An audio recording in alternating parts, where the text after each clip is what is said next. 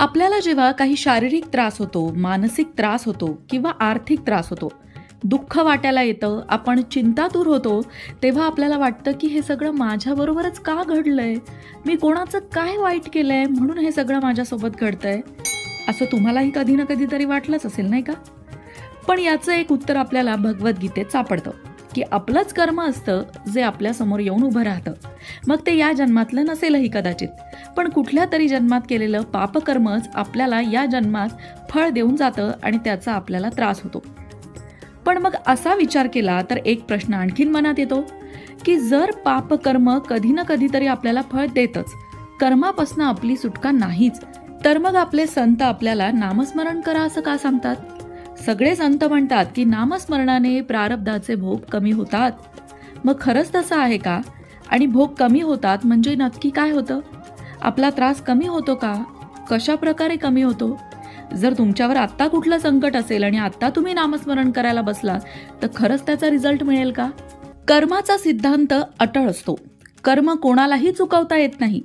कर्माचं फळ हे मिळतंच मिळतं, मग कर्म चांगलं असू द्या किंवा वाईट. पण आपली शास्त्र आणि संत आपल्याला सांगतात की इष्टदेवतेचं नामस्मरण, जप व्यक्तीला प्रारब्धाचं कर्म भोगण्यात फार उपयुक्त ठरतं. नामस्मरण हे रामबाण औषध आहे.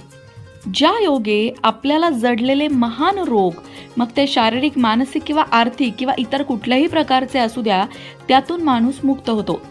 पण नामजप हे आयुर्वेदिक औषधाप्रमाणे आहे. ॲलोपॅथिक पद्धतीचं औषध नाही बरं का. म्हणजे पथ्य पाणी सांभाळण्याची ॲलोपॅथीमध्ये विशेष जरूर नसते. इंजेक्शन, गोळ्या, औषधं घेत गेलं की बरं होतं.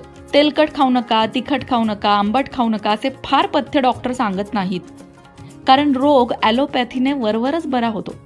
पण आयुर्वेदिक औषध घेताना कसं भरपूर पथ्य पाळावी लागतात, कारण आयुर्वेद रोगाचं मुळापासून उच्चाटन करतं, मुळापासूनच रोग काढून टाकतं.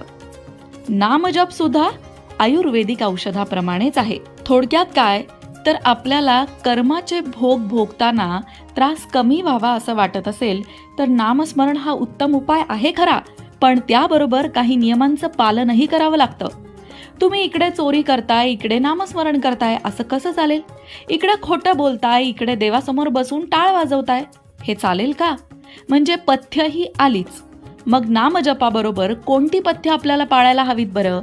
त्यामध्ये सगळ्यात पहिलं पथ्य म्हणजे कधीही खोटं न बोलणं, कोणाची निंदा न करणं, आत्मस्तुती न करणं. मी कसा शहाणा, मी किती नामस्मरण करतो, मी किती देवाचं करतो, मी किती यात्रा करतो.